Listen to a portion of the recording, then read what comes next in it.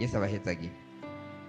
Rero tuva hariya ntitwarose umwanya wo gusezera ishengero, ariko ndafise intasho zo kwa madame wanje ndetse n'umuvyeyi wanje umurongozi w'ishengero twashika kuguma tuganira. Hari n'abandi twaganiye bakenya bampaye intasho, abo bose aduhaye intasho muzakire mu izina rya Yesu Kristo. Twagomba tuyagire mu ijambo ry'Imana.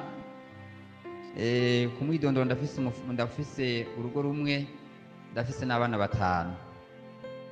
Ndashima Imana ko mu mutima wanje mfise umufasha umwe. Imana ihabwe icubahiro, ndagishima nije kora mu mutima abona ko mfise umufasha umwe. Yego, reka rero tuba amajambo y'Imana aboneka mu butumwa bwiza bwa Yesu Kristo uko bwanditswe na Luka igice ca 23 ku murongo 39. Tugiye gusoma amajambo y'Imana aboneka mu butumwa bwiza bwa Yesu Kristo uko bwanditswe na Luka igice ca 23 ku murongo 39. Abafise Bibiliya zitahinyanyuwe intume z'igitabo hepfo n'101. Abafise Bibiliya zahinyanyuwe nabo sinzi. Reka dusome aya majambo y'Imana. Haravuga ngo ukwihana kumwe mu bambuzi, umwe mu nkozi z'ibibi babambwe aramutuka ati si wowe Kristo, niwikize natwe udukize. Ariko uwa kabiri aramwishura amuhana ati no kubaha Imana ntuyubaha, kandi uciriwe urubanza rumwe n'ugwiwe. Tweho turishuye kuko tugiriwe ibihwanye n'ivyo twakoze, ariko we nta kibi yakoze. Kandi aravuga ati urahava uzunyibuke Yesu aho uzozira mu bwami bwawe. Aramwishura ati ndakubwira ukuri, uyu munsi urabana nanje muri paradizo. Musenge gato. Mana yacu mu ijuru, turagushimiye ku bw'amajambo tuje gusoma. Aya n'amajambo atwibutsa bino bihe bya Pasika, n'amajambo atwibutsa ukuntu waje urondera ishengero, n'amajambo atwibutsa ukuntu wababajwe, n'amajambo Mwami yahumetswe n'Imana. None rero ngwino yasobanure kuno musozi n'ibitangaza berekeza ijambo Mwami ubikore, kugira ngo izina ryawe rishe kuba rirangiranwa mwa kino gisagara. Abantu benshi bamaze iminsi baka inyigisho zitandukanye, nta nyigisho isumba kumva Umwami wacu Yesu Kristo yariguze ishengero. Turagushimiye rero, umanuke mwari no jambo Mwami ukora ibitangaza. Ababoshe uze kubabohora, abantu bamaze iminsi bazigirijwe bari mu magorwa uze kubahezagira ubabohore. Abantu bamaze iminsi bariko bariganyira, ijambo ryawe rize kubakorako. Kandi Mwami wacu Yesu Kristo, nk'uko Mana wamaramaje Satani Yesu ari ku musaraba, abari kumara amazi Satani mwazi no nyigisho, abari kumara amazi y'isi, umara amazi washa bw'umwiza. Ariko Mana umanuke kudukoresha, ishengero ryawe ducurira amajambo urakoze kudukoresha. Tubisenge tubyizeye mu izina rya Yesu Kristo Umwami wacu, amen. Yesu ashimwe. Emwe amajambo mfise mu mutima wanje ngomba tuyage ku bitangaza 5 Yesu akorera ishengero. Yesu Kristo arakora ibitangaza. Tugomba tuyage ku bitangaza 5 Kristo Yesu akorera ishengero. Niwasanga mu byo bitangaza 5 Imana bigukoreza gushima Imana, ariko niwasanga Yesu amaze gukora igitangaza kimwe, n'ibyo bitangaza 4 biri inyuma uze kubisaba. Kandi ibitangaza Yesu akora si 5 gusa, birarenga. Ariko nagerageje kurondera mwamajambo Imana yashyize ku mutima ibitangaza 5. Igitangaza cya mbere twacumvise ngene Umwami wacu Yesu Kristo yahezagiye abana batonya. Abandi bose base bararahira ati aba bana ntibakwiye guhezagirwa, ntibakwiye ko Yesu yabaterura, ntibakwiye ko Yesu yabakorako. Ariko Yesu abakorera igitangaza, aravuga ati mureke abana batonya baze hano, baza hondi, kuko nubwo bwo mwijuru nubwo abameze batyo. Nibitangaza kindi yakoze twacumvise ingene yazuye Lazaro yapfuye. Lazaro bamuhamvye, mugabo mwijuru baramwiyumvira ko Yesu Kristo amukorera igitangaza aramuzura. igitangaza ca mbere rero ni igitangaza co kubaho warahariwe ibyaha.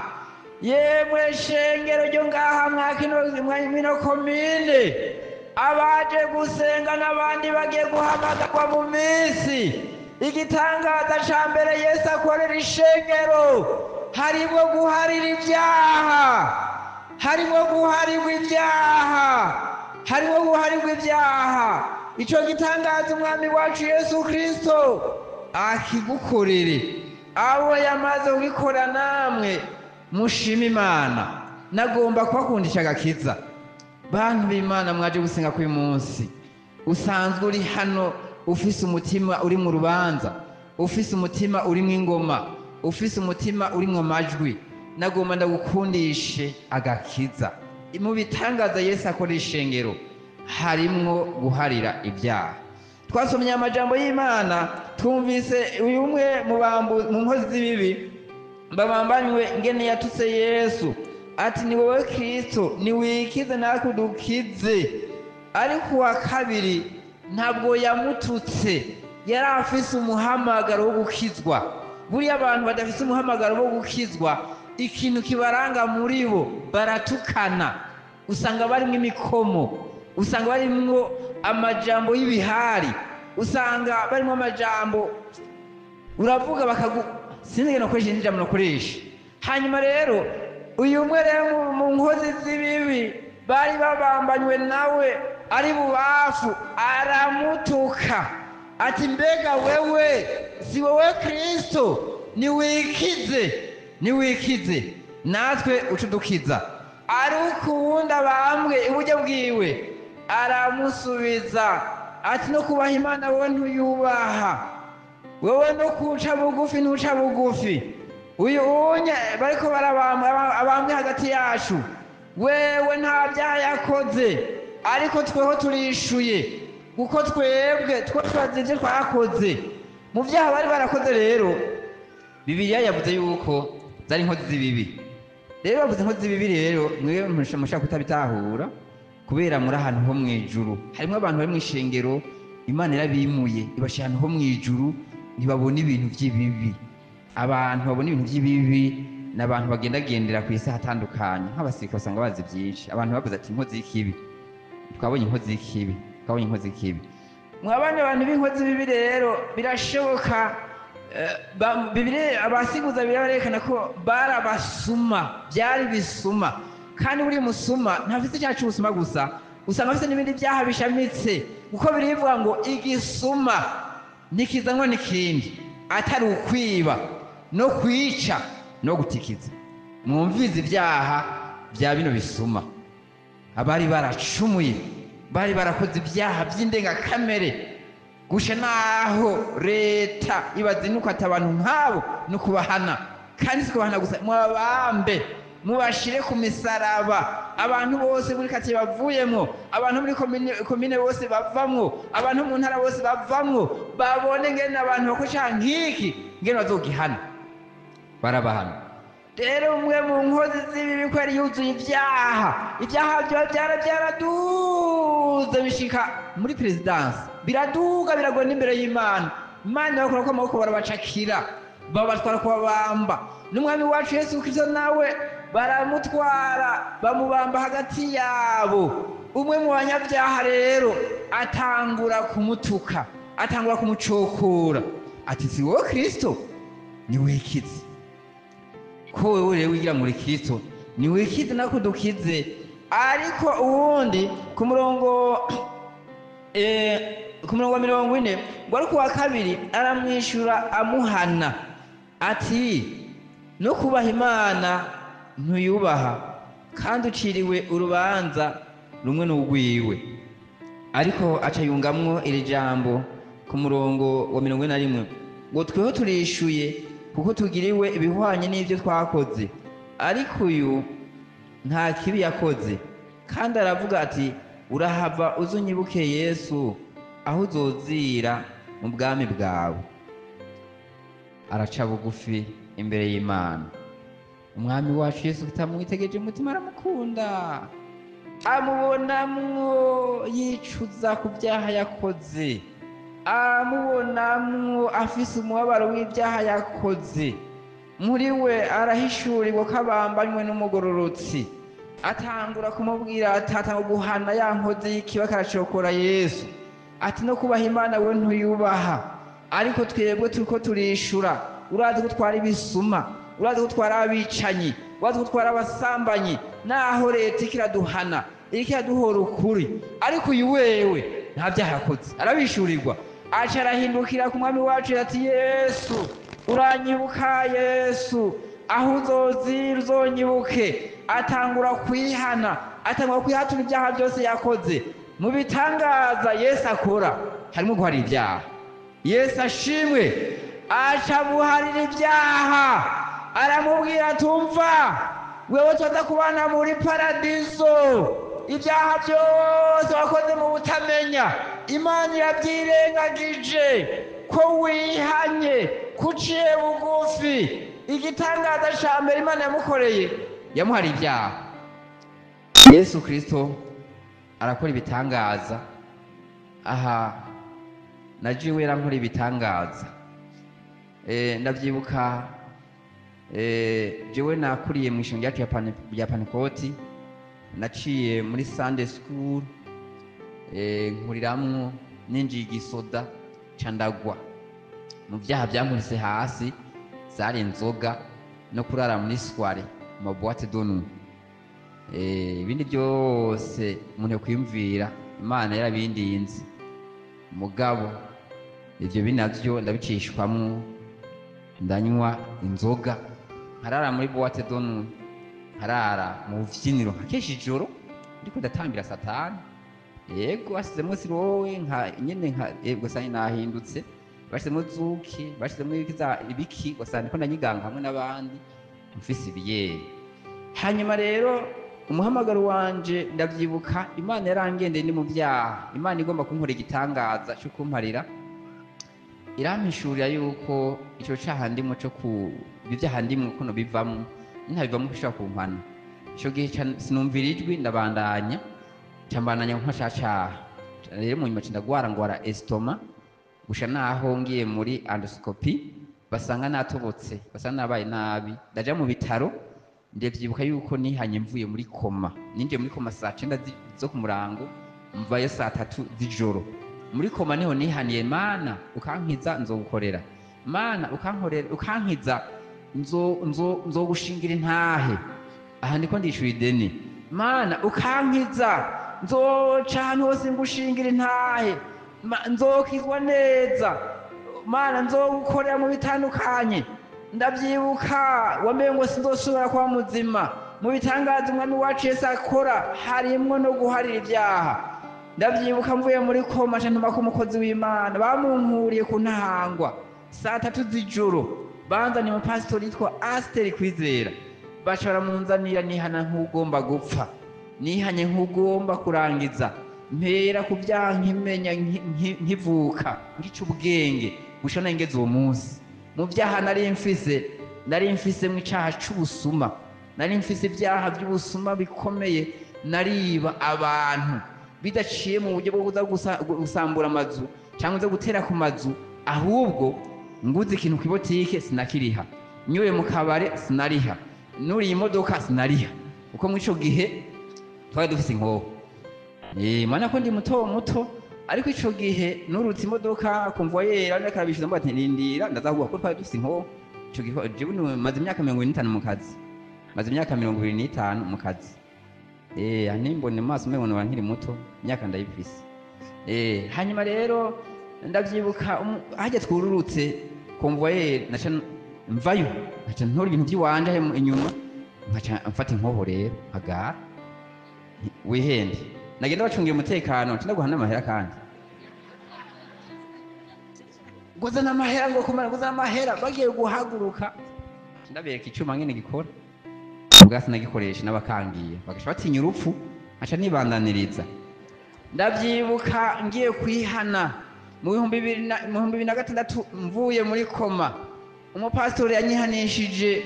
Narinzi ko agira imwe byo kwa nama navuga ati narinzi yuko baza kuzungugiza amaboko hejuru yanje, narinzi yuko adakumbwa ati ico caha c'ubusuma Imana yakubabariye. ariko yamubwiye ngo ibyo wibye byose utiza kubisubiza. Ariko pastor ndabisubize ko naciye mu ntazi zitandukanye ngwana, naciye za Makamba, ncaja Bujumbarirane, za Bujumbura, za Cibitoki, za Kayanza, za Muramvya. Ndavuga nta byo bigikunda. Ati umvirize, genda uhora amahera yose uko angana yatware muri ville mwabye bimuga, abandi nabo uzuye bashira. Harimwo abantu twabana hamwe abasirikare bamanukana amahera imiryango yabo, nkaca ndayarya, nkaca ndabahenda, hanyuma bakumva ko nayabivye. Hageze ko nihana mbohoka, naragiye muri bo abasirikare bagenzanje banakaze, nkababwira nti umvirize, ya mahera wa munsi wandungikana nakubwiye ko nayahaye naka, hanyuma munyuma agahakana akarako atakintu ngize ndamuha, haje narabesha nje nayariye, none narihanye, nagomba mbohore, bikunze umubwire ndayagusubize. Barambwira ati dusubiza amahera, ndayasubiza, narisha amahera menshi. Birashoboka warakoze icyaha nk'icyo kugira ngo ushobore guharirwa neza amajwi akazimangana, icyo cyaha gutegereza kuja ahantu wibye ugasubiza. Harimo abantu usanga bafise amazu batoshobora gushima Imana, harimo abantu usanga bambaye impuzu, abantu basanga bafise amatungo, ugasanga bafise amaparasere, ugasanga amaparasere y'amahera aravuza induru abereka nyene y'amahera yavuye kugira ngo aya majwi ahere.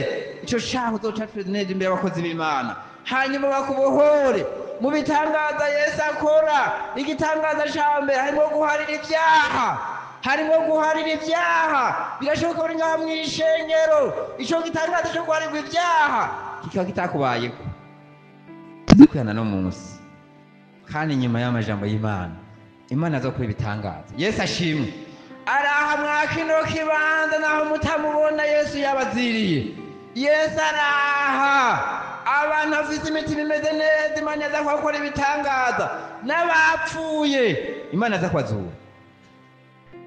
Mushishikare kwakira amajambo y'Imana.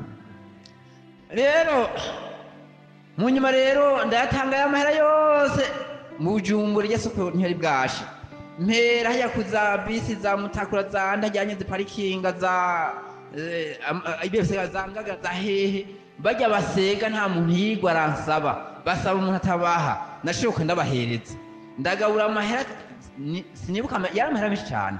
Ndagenda haye munze indani mu isoko ntebwashe hose, habwa abamenyesha makuru sinzi bari baroye, iyo bari guca bamfata bakambata ati umuntu akafasha azananye hehe. Ndagenda mu isoko indani hose ndakwiragiza amafaranga, ngenda ruguri wacu mu bantu hose nanyaze, nja mu hantu hose nzi, mu bantu sinzi ahantu hose nononye, ncaho nihana nk'umuntu agomba gupfa. Abantu benshi inkuru irakwiragira ruguri wacu yose mbuka ngo wa Mungu wo kwa naka yarihanye, Mungu wo kwa naka yarakiriye agakiza, kubera abantu bose barumva ukuntu asubije amafaranga bikabananira, bakumva ati hari ibintu harimwo sinzi ikintu camufasha, ariko aca ahantu hose atunganya, ariko aca ahantu hose yihana. Mu bitangaza Imana ikora harimwo guharirwa ibyaha. Igitangaza kigira kabiri turaba mu butumwa bwiza bwanditswe na Yesu Kristo, ubutumwa bwiza bwa Yesu Kristo bwanditswe na Yohana igice ca mbere, igice ca kabiri, ubutumwa bwiza bwa Yesu Kristo ko bwanditswe na Yohana, ubutumwa bwiza bwa Yesu Kristo bwanditswe na Yohana igice ca kabiri. Dusome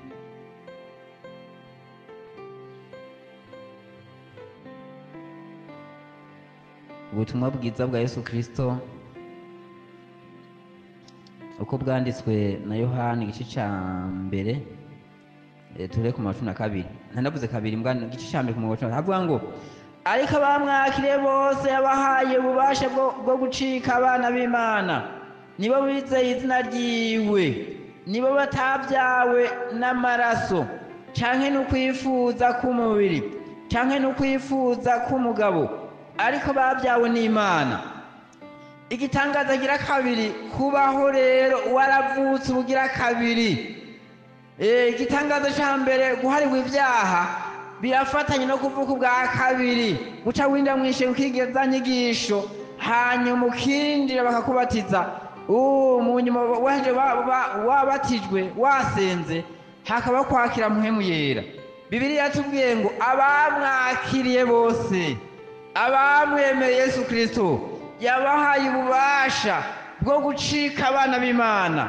Nibo batabyawe n'umubiri, nibo batabyawe no kwifuza k'umugabo, nibo batabyawe n'umubiri, ariko babyawe n'Imana, niko yatubwiye. Igitangaza gira kabiri rero, kubaho waravutse ubugira kabiri, Imana ikaguha famiye nshasha. Harimo abantu kino gitangaza Imana yabakoreye, hariya mu muryango wavukamwo ugasanga umuryango wanyu nturi wagutse, niyo ugwaye, niyo ufise urubanza ugasanga nta bantu ushaka kugushigikira ngo urubanza rwawe ruryohe. Mugabo gitangaza gira kabiri, igihe wakiri umwami wacu Yesu Kristo yaguha famiye ikomeye, iguha abavyeyi nk'aba. Iyo bishitse ukagira urubanza rwiza canke rubi, ubabona bose basetse n'amakositime, abantu bavuga ati kwa naka vyarahindutse. Mu bitangaza Yesu akora harimwo iyo umuntu avutse bwa kabiri, Imana iramuha uwundi muryango, Imana ikaguha indi famiye, ukabona abantu bashasha batavutse mu buryo bw'amaraso, badakomoka hariya mu maraso, bakomoka hariya muri mpwemu yera. Abamwakiriye yabahaye ububasha bwo gucika abana b'Imana.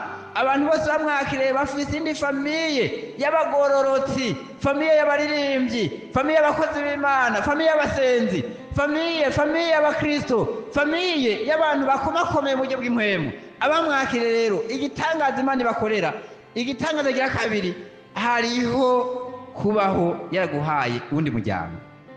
Yesu abahezagire. Ndavyibuka igihe nagira ubukwe bwera mu ishingiro ryacu rya Pantekoti, narabukoze.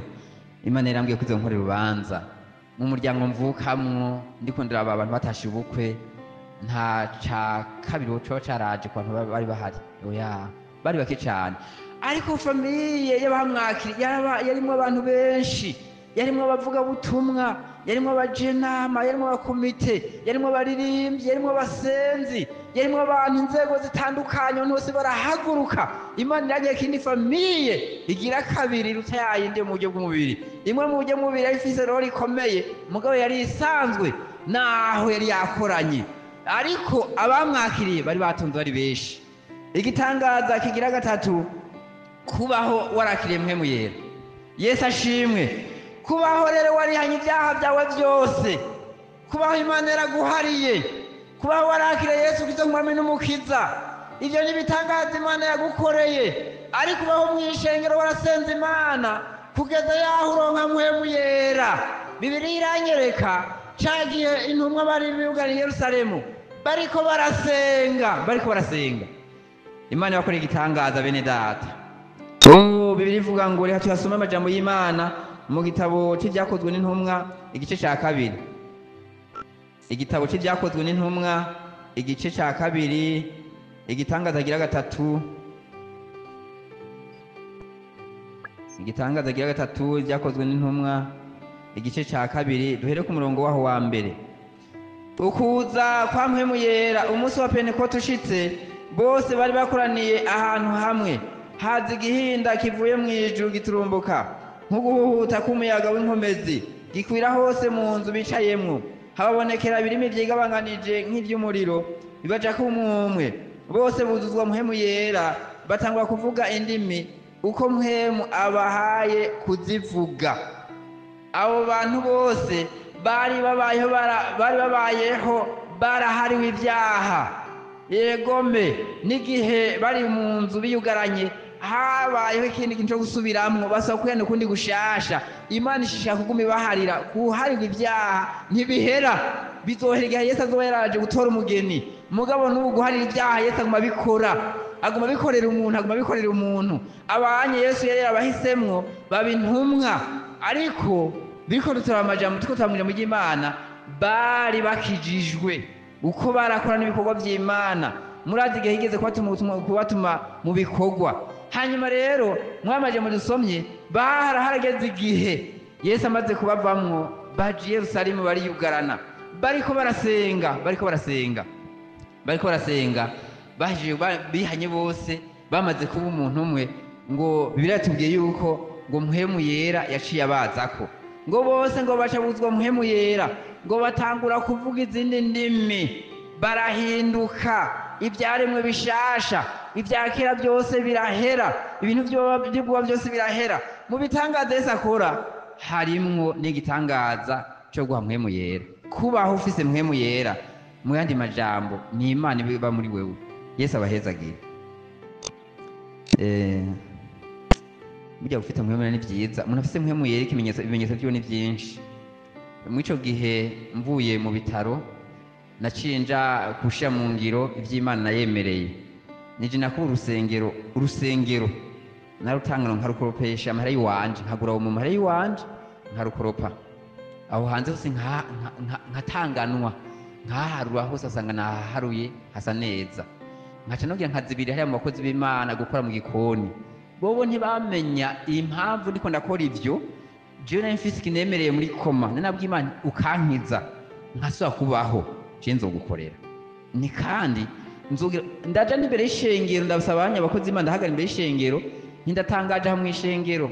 Umuntu wese azogomba gutuma umuntu mu bitaro, kubera usanga urimo ivyisho usa ntibikunda kuza gusuhuza abantu, uko warondeye ibintu muzombwire ndabagire. Ni kandi higira kabiri, uzogomba gutuma ari ikintu yumva cyo gukurikwa c'Imana hirya adashobora gushika azombwire. Shasha hikinga gukora ivyo bikorwa iwanje, uko muri jewe haje navuganye n'Imana. Mwico gihe ndasenga Yesu ashimwe. Uyu nkorera rero twarabonanye amaso mu yandi, uyu nkorera sindamuvuga gusa. Imana yarangiriye ubuntu irantwara mw'ijuru, igihe nzokugurwa nzogara ku vy'Imana yampishuriye. Mu bitangaza Imana ikora harimwo gutanga kubaho ufise mpwemu yera. Mu yandi majambo ni Imana ubwayo bije kuba mu muntu. Yesu ashimwe.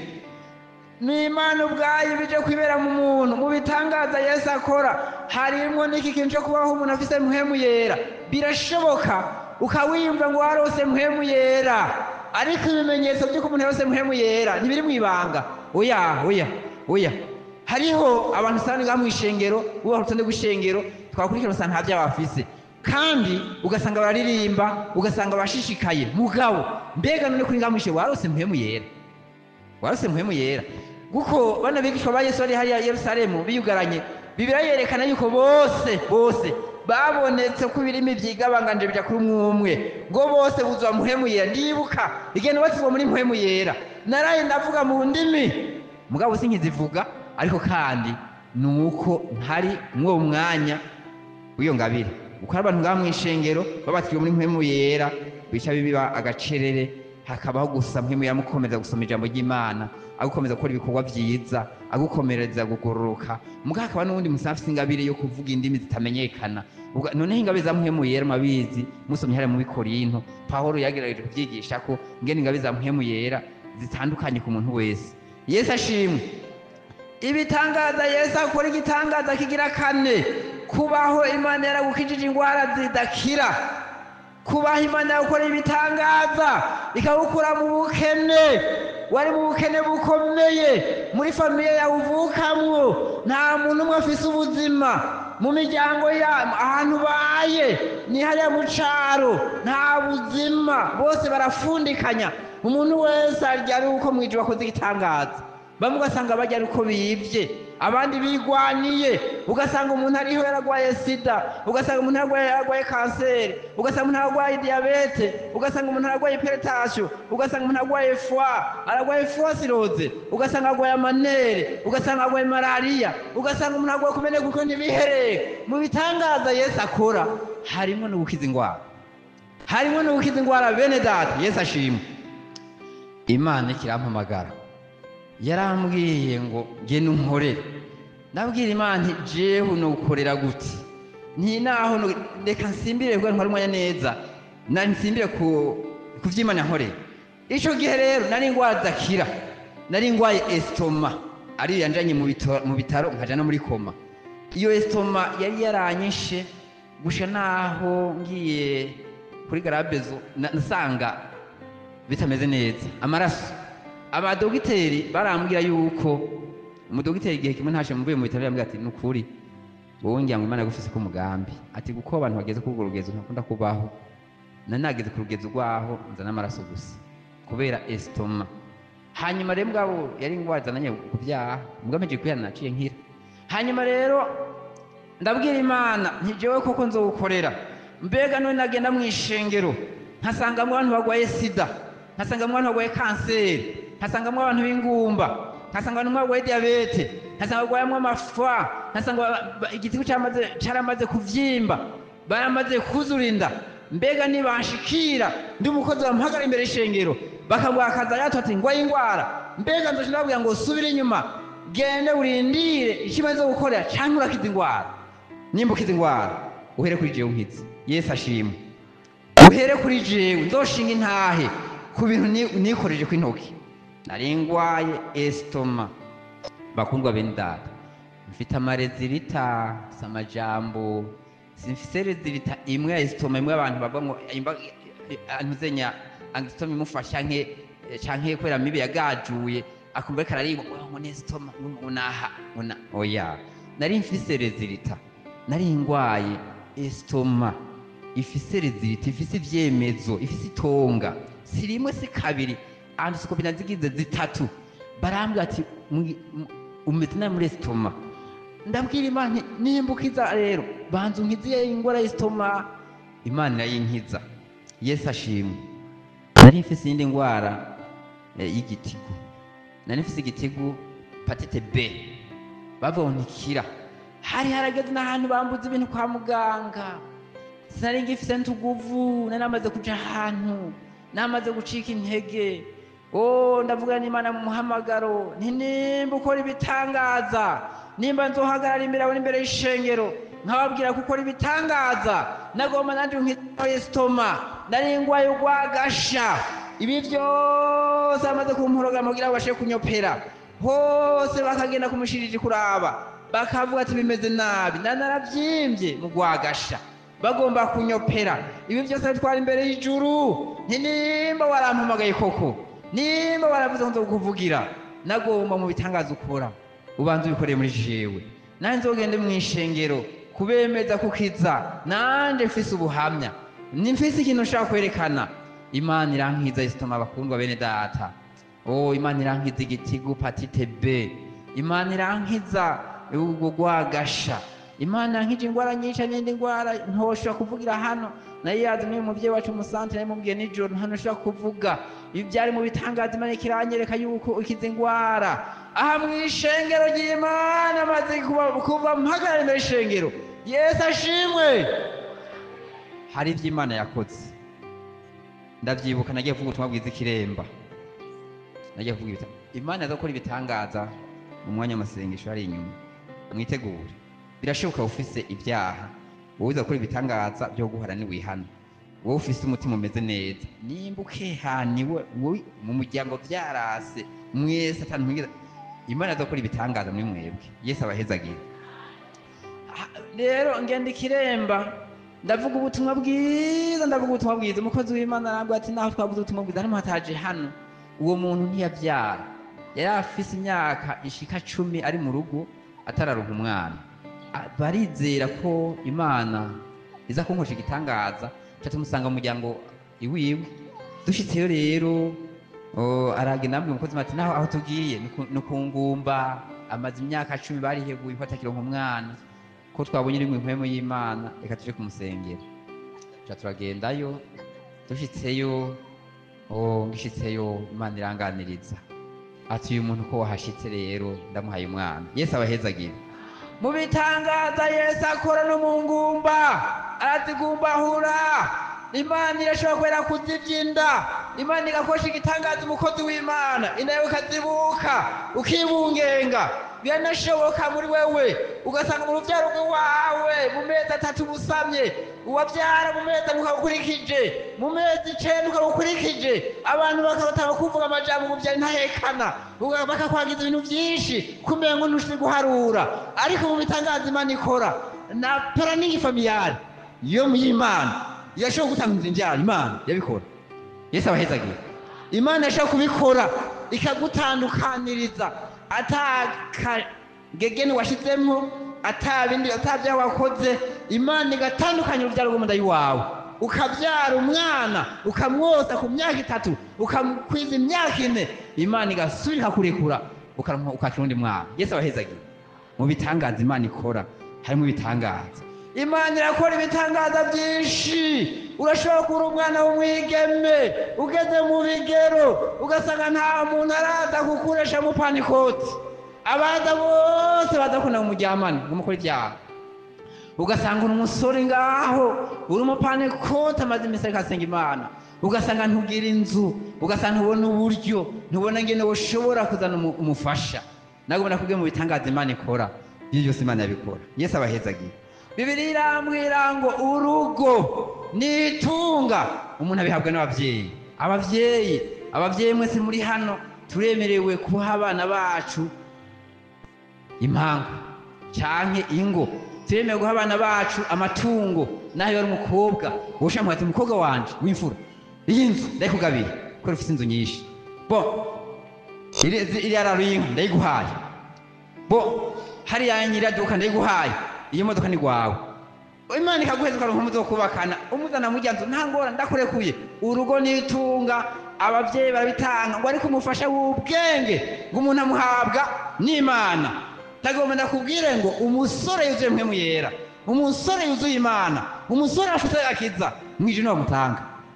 Umukobwa yuzuye mpemu yera, umukobwa yashyize ku musaraba mwijuru baramutanga. Mu bitangaza Imana ikora, Imana atanga n'abafasha b'ubwenge. Imana ibahezagira. Birashoboka mwene data ukaba wicaye ngaha mw'ishengero, Imana ikabitaka gukora ibitangaza kubera bivanye n'ingene ugenda wagira imbere y'Imana. Hari abantu usanga ari ngaha mw'ishengero ugasanga ibitangaza Imana yabakoreye. Yego birabaho tuza kubiganirako ko twaje mu mwanya wo kurangiza. Yesu ashimwe. Mu bitangaza Yesu akora igitangaza kigira 4. Harimwo ibitangaza byo gukiza ingwara, harimo ibitangaza byo kuzura abantu bapfuye mu mpwemu, harimo ibitangaza byo umuntu kumukura mu mwavu ikamushira ahantu hakomeye. Yatuye amajambo y'Imana. Samuel wa mbere tukatukinje mu kurangiza. Samuel wa mbere mu bitangaza Yesu akora, muri bitangaza Imana ikora. Samuel wa mbere igice cya 2 ku murongo wa 6. Imana iraza gukora igitangaza. Mweneda sinzi ko muri babiri umaze igihe urasenga Imana utabona inyishu, mbere waranabivuyemwo, mutwaro wawurekeye aho, nta waciye uhorokegwa. Mu bitangaza Imana ikora n'umunsi gukora igitangaza. Yesu aguhezagira. Yego. Samuel wa mbere igice cya 2 ku murongo wa 6 dusome. Haravuga ngo Uhoraho niwe atuma umuntu apfa kandi niwe atuma abaho, niwe amumanura ikuzimu kandi niwe amukurayo. Uhoraho niwe amukenesha kandi niwe amukenura, niwe amucisha bugufi kandi niwe amushira hejuru, niwe akura umugorwa mu mukungugu agashira hejuru umukene, amukuye mu mwavu kugira ngo amwicarikane n'abahambaye. Baragwe intebe z'icubahiro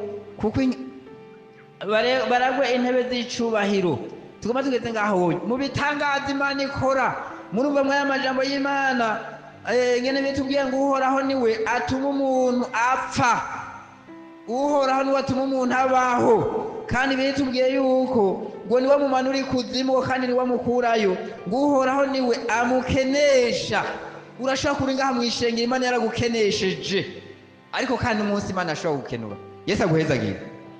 Imana ashobora gukenura ikakwicarikana n'abahambe ikakuramwo uwo mwavu umaze mw'igihe. Igitangaza ca nyuma Imana izodukorera, turarindiriye inzamba. Bene data kuzoja mw'ijuru n'igitangaza Imana gukora umwana w'umuntu. Imana yacu yo mw'ijuru nibahezagire. Kuzoshika mw'ijuru n'igitangaza Imana izokoreye umuntu, ngo abantu benshi bashitse mw'ijuru ngo bazotangara, ngo babwire umwami wacu Yesu ngo wambonye mwiki catumye niyumvira ko ukashika hano hantu. Abantu benshi ngo bazotangara. Yego.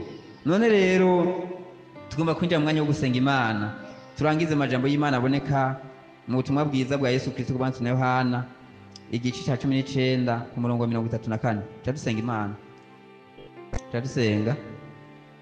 Ubutumwa bwiza bwa Yesu Kristo uko bwanditswe na Yohana 19 ku murongo wa 34.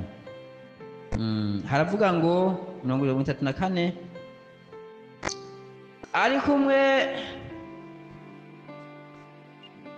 ari kumwe mu basoda amucumita icumu mu rubavu, ako kanya hava amaraso n'amazi. N'aya majambo ndangije ko tugiye gusengera ku Imana, tugiye gusenga Imana. Umwe mu basirikare mwoca mwimva ati ingene b'abasirikare bari ngaho onye aho hepfo, ariko nawe uri umusirikare, nawe uri umusirikare, wowe utarakizwa nawe uri umusirikare, wowe utarihana nawe uri umusirikare, uko shetani ashobora gukoresha mu bitandukanye. Natwebwe abantu bakijijwe turabasirikare ba Yesu, nako na shetani afise abasirikare, afise igisirikare, yego aragifise. Umwe rero mu bambuzi, umwe mu basirikare nawe arahagurukana inkota. Umwami Yesu yamaze gucikana ngo aragenda kumuhohosha, ngo amucumita icumu mu rubavu kugira ngo amutere icumu hariya mu mahaha, hariya mu bitigu, kugira ngo amushikane neza mu rupfu. Ngo uwo mwanya akimutegera icumu ngo haca hatobokamwo ngo amaraso n'amazi. Ayo maraso Yesu yavuye mu rubavu, bene data muri hano mu ishengero aradufitiye akamaro mu ishengero ry'Imana. Yesu abahezagire. Ayo maraso ya Yesu Kristo, iyo twihanye ibyaha byacu tukabikura izina imbere y'Imana n'imbere y'abakozi b'Imana bakadusengera, Imana yaduharira. Ayo maraso ya Yesu Kristo arafise akamaro. Umaze igihe usambana, umaze igihe usambanira ku mbuga ngurukanabumenyi, umaze igihe ubesha, umaze igihe utukana, umaze igihe ugwana, umaze igihe utabanye n'umugabo wawe, umaze iminsi ari amacumu gusa amajambo y'iwawe, umaze igihe ukora ibyaha bitandukanye, uri umusuma, uri umuntu afise ubwibone, uri ibyaha bitandukanye, nagomba ndakubwira ayo maraso yavuye muri Yesu Kristo arafise akamaro. Iyo umuntu yatuye ibyaha vyiwe akavyatura imbere y'Imana, akavyatura imbere y'umukozi, akabivuga mu izina, ayo maraso ya Yesu Kristo aroza icaha cose. Umuntu yari yaje ngaho afise umutima uri mu amajwi, uri mu rubanza, Imana ikavaho imubohoye. Ayo mazi Yesu yavuye mu rubavu, abantu benshi ntibayabona uburyo akora. Arafise akamaro mu buryo bw'ishengero.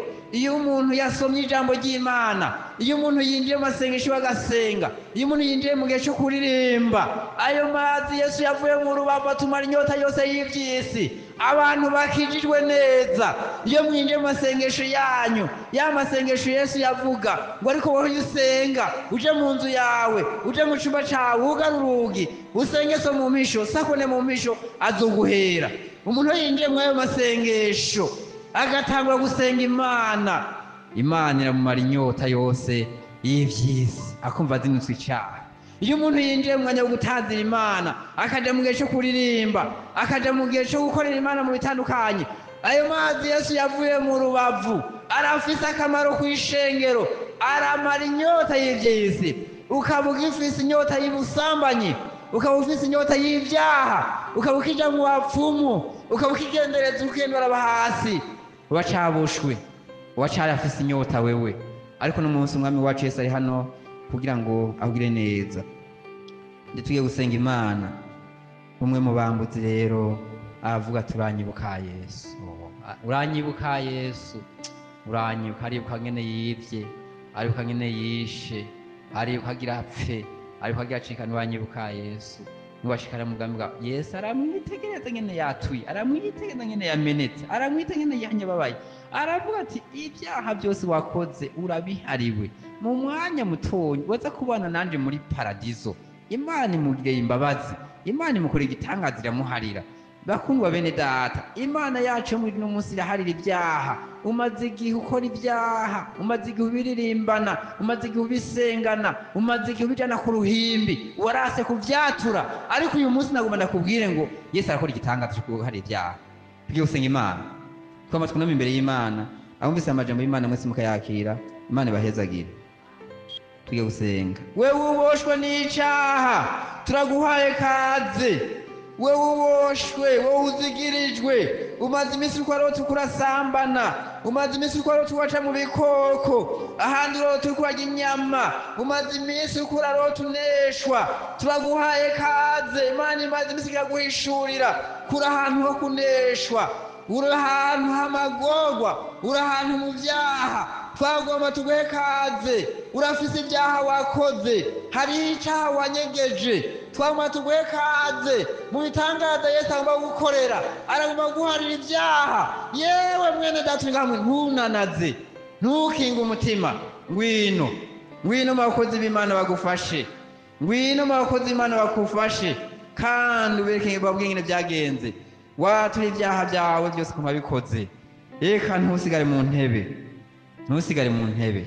Mu bitangaza Yesu agiye gukora kuno musozi, agomba harira ibyaha. Yewe mwene data wacumuye ku Mana, yewe mwene data wacumuye mu muryango wawe, yewe mwene data wacumuye mu bagenzi, ngwino. Mu bitangaza Yesu akora araharira ibyaha. Mu bitangaza Yesu akora araharira ibyaha, araharira ibyaha, araharira ibyaha. Umaze iminsi unywa inzoga winyegeje, ngwino, Imana yakubonye. Umaze iminsi ugamba, ngwino, ngwino, ngwino, ngwino, ngwino, ngwino, ngwino. Mu bitangaza Yesu agomba gukorere, agomba guhagakiza, agomba guhagakiza. Uri kuri paraningi familiari, waragiye ku buryo, umaze iminsi ukora ibyaha, mwije barabonye kuri umwicanye, uri umwe mu bambuzi. Ngwino, ngwino, ngwino, ngwino, ngwino, ngwino. Reka ukinga umutima. Ngwino, ngwino, ngwino, ngwino, ngwino, ngwino, ngwino. N'umwami Yesu akaguhamagara, si jewe. Ngwino, ngwino. Mu bitangaza Yesu akora agomba harira ibyaha. Mu bitangaza Yesu akora agomba harira ibyaha. Mu bitangaza Yesu agomba gukora agomba harira ibyaha. Uyu mwanya twinjiyemo ni wo guharirwa ibyaha. Uyu mwanya muwumenye neza, ni wo guharirwa ibyaha. Yewe mwene tumaze iminsi wakina n'icaha, umaze iminsi ukinisha ibyaha. Ngwino, ngwino, ngwino, ngwino, ngwino, ngwino. Umaze iminsi uriko urakina n'ibyaha, umaze iminsi uriko uracumura. Ngwino tujye gusaba abakozi b'Imana. Ndumva harimwo abantu bamaze kuza hano, harimwo abantu bamaze kumva kijwi rihoze muri jewe, harimwo abantu Imana yashaka ko baza kugira ngo Imana baharire ibyaha. Mweneda, ntuhishe ingene byagenze. Watura icaha cawe ukivuge mu izina, ucature neza. Warivye bivyature, werekane ingene wivye. Nimba ari inshuro nyinshi zivuge, nimba warasambanye vuga inshuro nyinshi wasambanye, nimba ari abagabo batandukanye bavuge, nimba wageze bya byaha byo gukorakora nako amakarese uvyature neza. Nimba waragavuye bivuge, nimba warishe bivuge, nimba uri kwipara n'ingifamiya bivuge, nimba waranyoye kubiboreza bivuge. Ibyaha umaze iminsi urimwo, Imana igomeye guharire. Ivyo wakoze byose mu butamenya, Imana yavyirengagije, mugabo Imana yakurindiriye kugira ngo wature, kugira ngo wature icaha cawe ngene wagikoze. Imana igomba iharire umunyabyaha. Mu bitangaza Imana ikora iraharira ibyaha. Twama dusabe umusantere asengere abantu bafukamye, abasabira amaraso ya Yesu.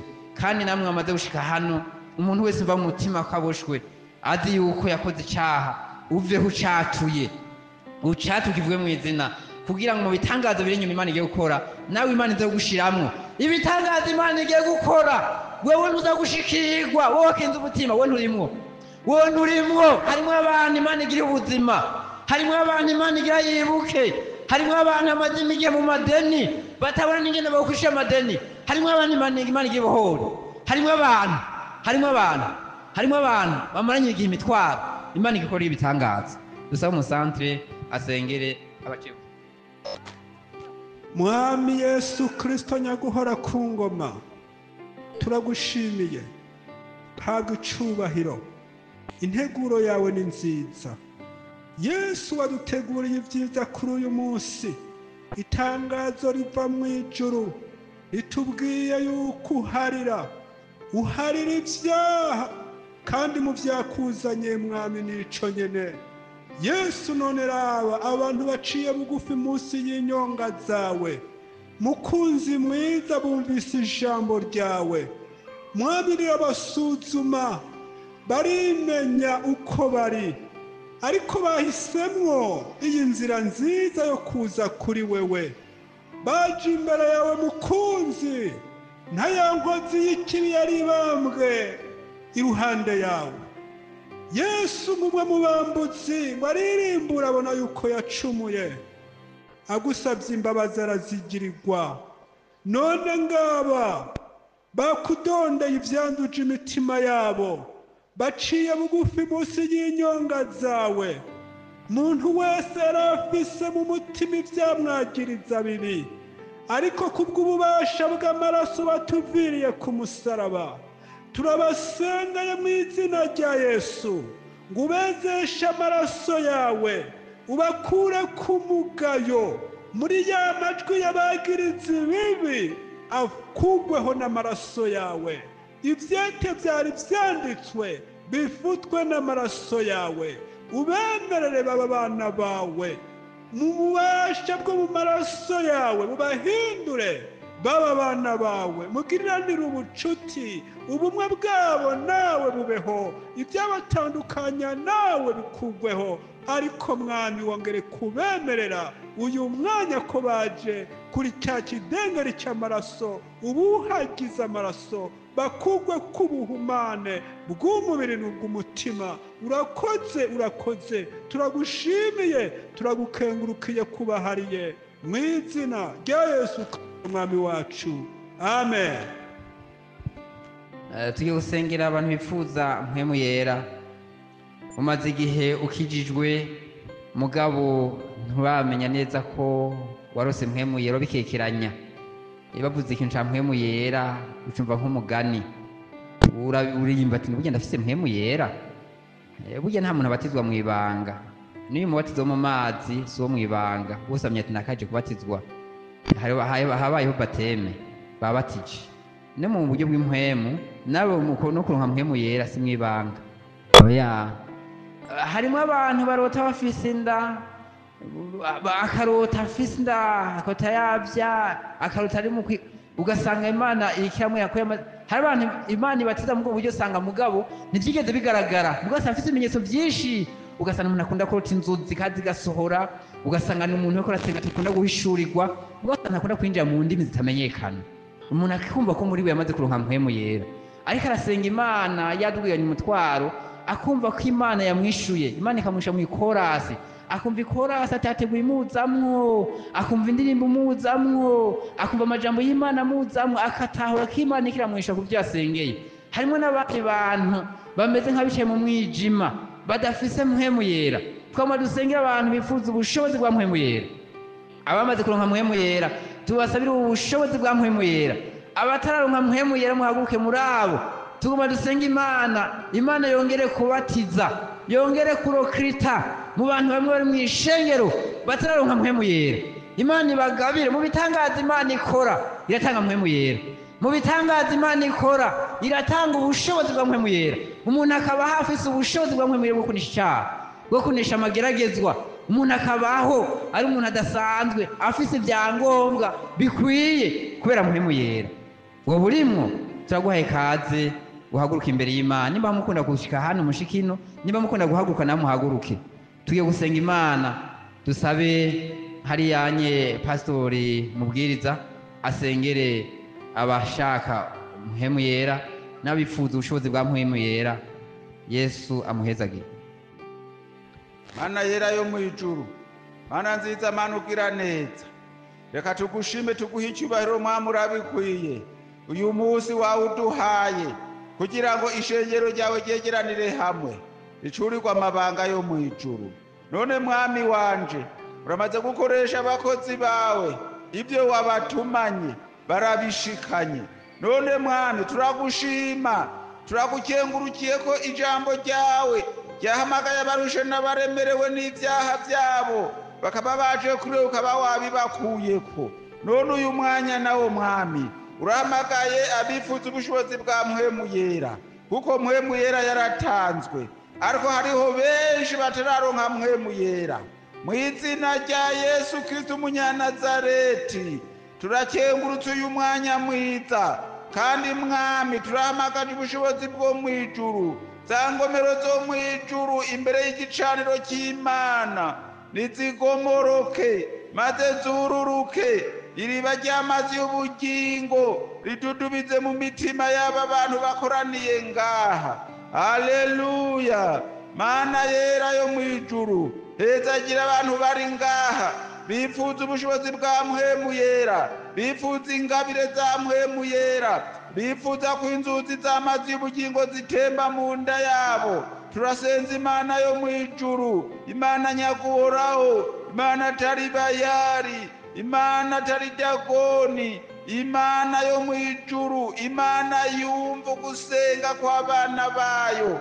Niyo turiko turahamagara muri uyu mwanya kugira ngo mwami wanje ududubize amazi y'ubugingo, adudubize mu nda z'aba bantu bakoraniye aha, maze bakujyeko mwami, bakunyweko, kuko uwakuriye ko ntasubira gusonza, n'uwakunyoye ko ntasubira kugira inyota ukundi. None mwami wanje nugirire neza aba bantu bakoraniye aha hantu, ubanyweshe kuri cya gitandara, ubanyweshe kuri rya riba ry'amazi y'ubugingo, ubahe mpwemu yera. Ababuze ingabire ubahe ingabire, ababuze ubushobozi ubahe ubushobozi, ababuze gusenga ubahe gusenga, ababuze amavuta ya mpwemu ubahe amavuta ya mpwemu, maze mwami bakujyeko banezererwe mwami. Ntihagire n'umwe ataha ivumure kandi yaje kuri wewe, nta n'umwe mwami yotaha ivumure. Mbega ninde yotaha ivumure ga mwami?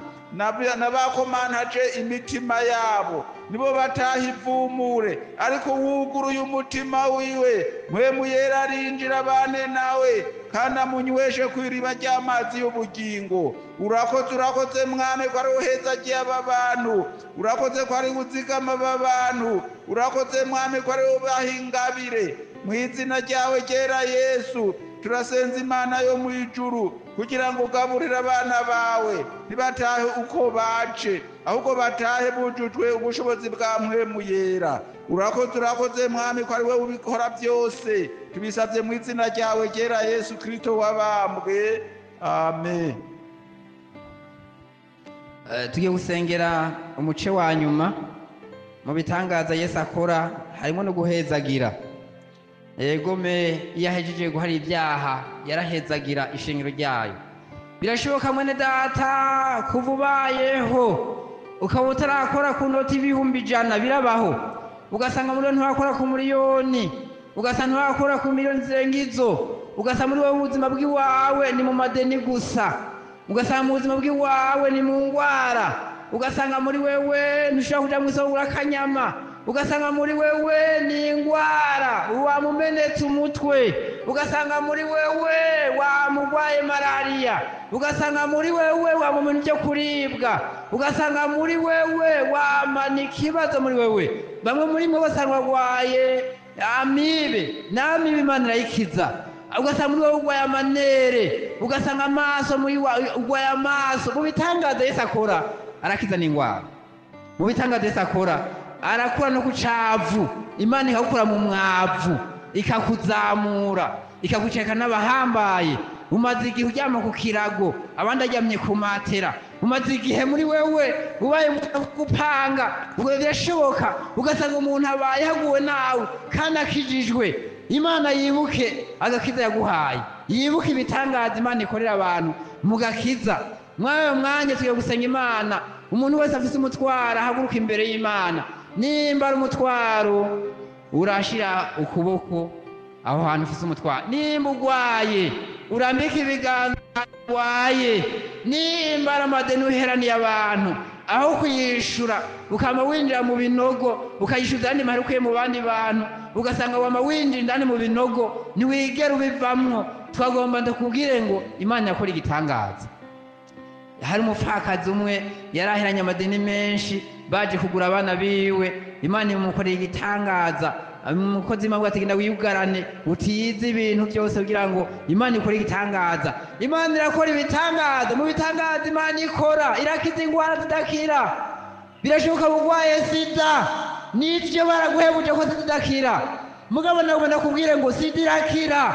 Birashoboka ko gwa diabete, birashoboka urwaye kanseri, birashoboka ukaba urwaye ibitigu patite B cyangwa C, ukaba urwaye ikiba cyamaze, ukaba urwaye siroze, ukaba urwaye indwara zitandukanye, ukaba urwaye imitsi, kwa muganga baraguhebuje.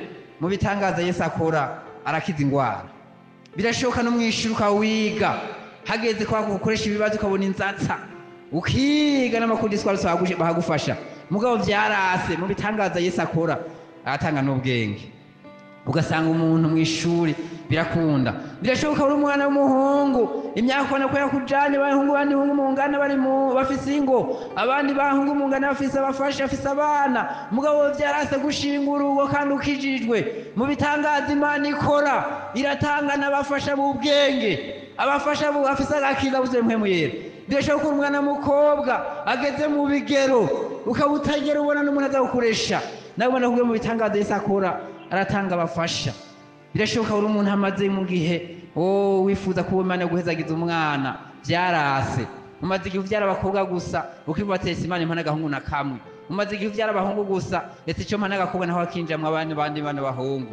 Mu bitangaza Yesu akora, ivyo vyose Yesu abikora. Twagomba tuduze imitwaro imbere y'Imana imwanya, twagomba dusenga Imana. Umuntu wese yumva ko yejejwe kondisiyo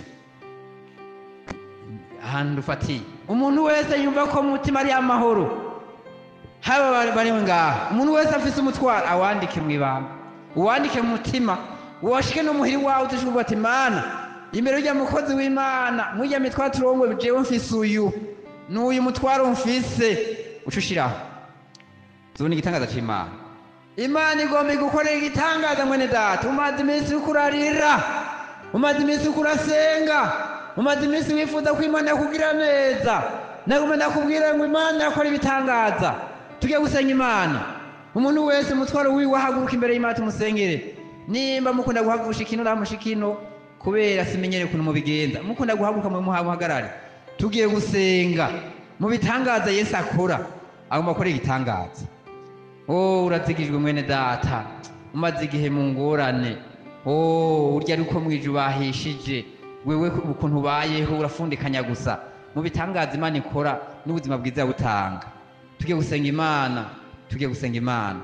Mana yacu yo mwijuru, ndasengeye ishengero ryawe ryo ngaha imabayi, ndasengera ishengero abantu bahagaze imbere yawe.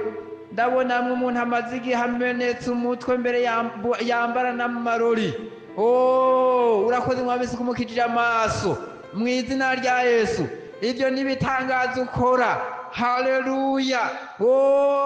Uyo muntu agwaye igitigu, urakoze mwabise ukoze ibitangaza kuri we. Haleluya. Ubushobozi bwa Yesu bumanuke mwene sengesho, yumva ibimenyamenya mu mubiri. Igitangaza kuri uwo muntu, igitangaza kuri uwo muntu, igitangaza k'uwo muntu. Turasenza Imana. Abantu bari ngaha muruhande rwa mama, abantu bamaze igihe bipfuza imbyaro, abantu bamaze igihe bafise imitwaro zo mu ngo, turabasengeye mu izina rya Yesu. Ubushobozi bw'Imana bumanuke mu maboko y'abakozi b'Imana. Ibitangaza bikora kuno musozi, ibitangaza bikoreke kuno musozi mu izina rya Yesu, mu izina rya Yesu, mu izina rya Yesu, mu izina rya Yesu. N'uyamaze igihe ataja mu butinyanka, ndamusengeye igitangaza c'Imana kimanuke kuri we, igitangaza ca Yesu kikumanukeko, ubushobozi bw'Imana bukubohore. Ndasenza Imana mu izina rya Yesu, mu izina rya Yesu. Ndasengeye abantu bamaze igihe mu madeni, aho kuyishura bakaguma bongera ko ayandi. Ibihe nk'ivyo bagezemo kandi barakijijwe, turabihagaritse mu izina rya Yesu, mu izina rya Yesu.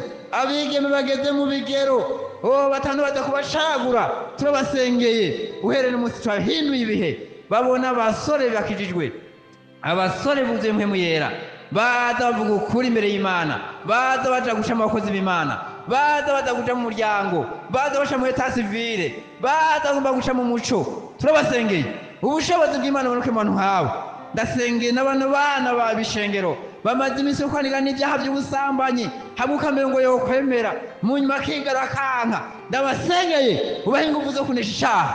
Ubushobozi bwa Yesu, ubushobozi bw'Imana mumanuke mw'iri sengesho mu izina rya Yesu.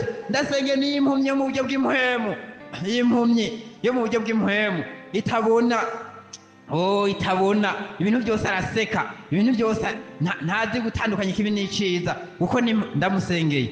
Mukore ku maso, muhumure mu izina rya Yesu, mu izina rya Yesu Kristo, mu izina rya Yesu. Ndasengeye ino shengero, urihezagire, uriho umugisha. Ndabasengeye abafise imitwaro kuronka akazi, ndabasengeye ubugururire inzira, babona ugeneza kuhoraho. Turasenze Imana mu izina rya Yesu. Abagwaye ingwara zidakira, ubushobozi bwa Yesu bumanuke mwama. Haleluya! Ubushobozi bwa Yesu bumanuke mu biganza by'abakozi Imana bari ngakuno musozi. Buhore abafise ibibazo nk'ibyo. Turasenze Imana mu izina rya Yesu.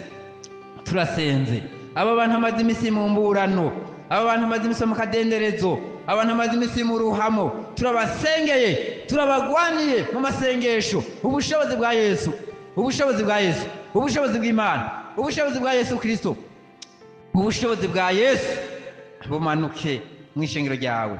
Urakoze Mwami, ukoze ibitangaza byinshi mu ishengero, n'ibyo dashoboye kumenya ukoreye ishengero ryawe.